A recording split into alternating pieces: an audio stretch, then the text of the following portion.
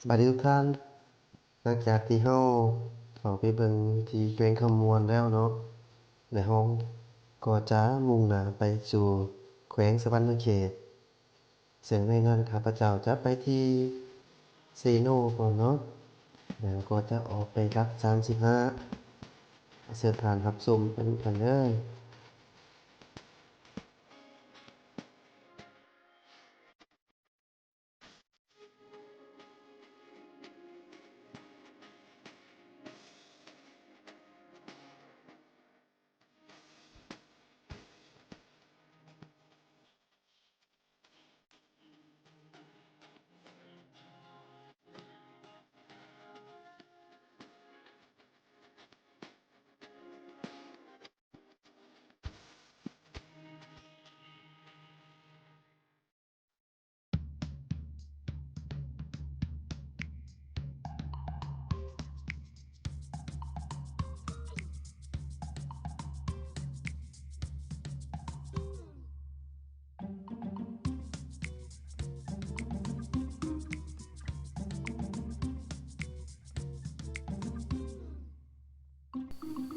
ตอนนี้เฮาก็ฮอดเซโนเป็นที่เรียบร้อยแล้วเนาะ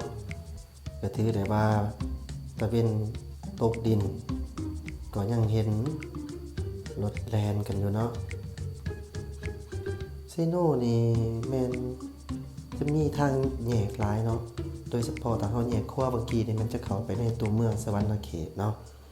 แต่เฮาไปซื้อนี่แม่นเฮาก็จะไปทางภาคใต้อันนี้ที่ท่านเห็นอยู่นี่แม่นเป็นสถานีขนส่งโดยสารหรือว่าเป็นบอนสถานีใหม่เนาะจากตัวเก่าอยู่อยู่เบื้องซ้ายมือแต่ว่าตอนนี้เพิ่นมาเฮ็ดใหม่เห็นได้ว่าทันสมัยแล้วก็มีความสวยงามหลายเนาะ ตอนขากลับข้าพเจ้าสิมารีวิวอยู่ที่คิวรถโดยสารซ้ายนี่เนาะแล้วก็มาเบิ่งเกี่ยวกับพวกเนี่ยต่างๆเนาะอันนี้ถ้าแม่นเลี้ยวขวาบางกี้อีกเขาก็จะออกไปสอดพุ่นน่ะเนาะเข้าไปทางในตัวเมืองของแขวงสะวรรณเขตเนาะแต่เราจะมาเบื้องซ้ายมือเพราะว่าจุดประสงค์เป้าหมายเราจะไปทางรัก35เนาะ ออกมาทางนี้นี่หมายความว่าจะเป็นทางลัดเนาะถ้าว่าเขาไปในเมืองสะวรรณเขตเฮาก็จะ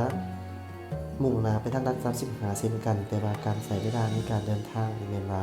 จะค่อนข้างแบบว่ายาวไกลเติบเนาะฉะนั้นเฮามาทางลัดหลังจากที่ว่าเฮาฮอดลัก35แล้วเฮาก็จะแวะกินข้าวค่ำอยู่ที่นั่นเนาะ จุดประสงค์ครับตอนนี้มันคำโหดแล้วเนาะก็ได้ตัดสินใจจะไปที่แขวงจำปาสักให้ได้โดยไวเนาะเพราะว่าพ่อจะได้พักผ่อนเกี่ยมในการถ่ายทำคลิปสถานที่ต่างๆให้ทุกท่านได้เบิ่งเนาะยูเคเซโนในปัจจุบันนี้ถ้าเปรียบเทียบใส่กับข้าพเจ้ามาประมาณ3-4ปีก็เห็นเลยว่ามีการพัฒนาหลายเนาะโดยเฉพาะเรื่องเส้นทางและก็สถานีหรือว่าบ้านเรือนประชาชนก็รู้สึกว่ามีการขยายตัวมีความหนาแน่นขึ้นว่าซั่นซะเนาะแขวงสะวรรณเขตเป็นแขวงที่ใหญ่เนาะข้าพเจ้าขากลับจะรีวิวแถวในตัวเมืองสะวรรณเขตให้ทุกท่านได้เบิ่งแล้วก็จะออกมาที่ แยกหลายๆแยกเมื่อกี้นี่แหละเนาะของซีโน่เนาะ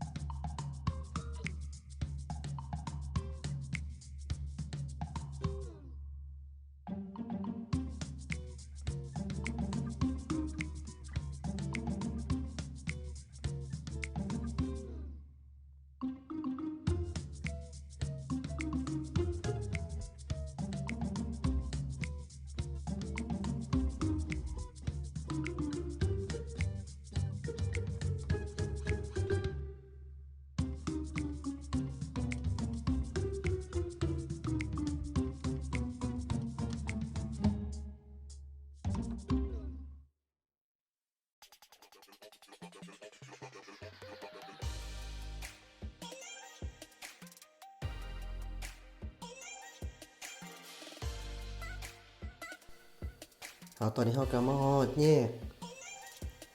ที่ว่ามีหลายสองทางจราจรเนาะถ้าเฮาไป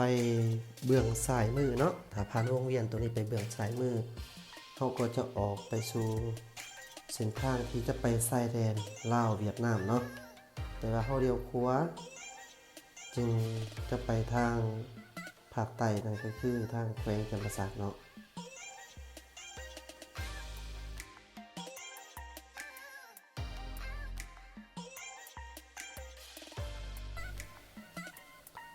ตอนนี้เฮาก็มาฮอดลัก35เป็นที่เรียบร้อยแล้วเนาะลัก35นี่ก็แม่นเป็นชานเมืองแท้ๆเนาะที่ว่าบ่ได้อยู่ไกลกับตัวเมืองสวรรณเขตเนาะ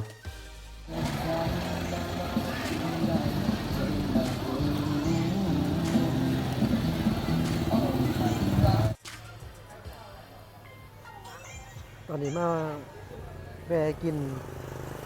ข้าวปิ้งแบ่อยู่รัก35กายเซโนกายเซโนมาเด้อมากินน้ำกันเด้อ มาเด้อทุกท่านมากินข้าวข้าพเจ้าขอกินข้าวก่อนเนาะขอขอบคุณขอบใจหลายที่ติดตามรับชมแล้วเราจะคบกันใหม่อยู่ที่แขวงจำปาสักสบายดี